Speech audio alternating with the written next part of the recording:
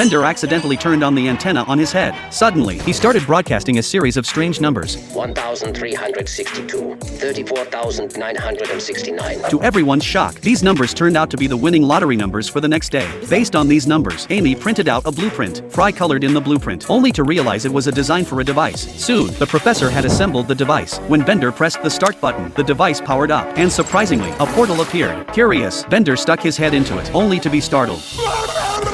As a robot, the only numbers he feared were 0 and 1. At that moment, the others also stuck their heads into the portal, and what they saw was astonishing. It was a digital world. Here, there were all kinds of numbers, each with its own consciousness. The professor stepped forward, trying to explain they came from the real world, but there was no concept of a real world in this digital realm. The numbers considered it an abstract idea. Then, Fry pointed to his watch and said he had things to do, but the numbers didn't understand what time meant. In this world, there was no time, everything was eternal. Just as everyone was about to leave, the professor decided to stay. He felt his life was coming to an end, and he wanted to enjoy immortality in this world. Reluctantly, the others left, and the professor stayed behind, continuing his conversation with the numbers. Suddenly, the professor said that in the real world, numbers were just units of calculation. This made the numbers furious. They felt that humans had always treated them as tools, without offering them equal respect. In response, they summoned a giant number, deciding to throw the professor into the zero. Any number that touches zero would disappear. Help! 911!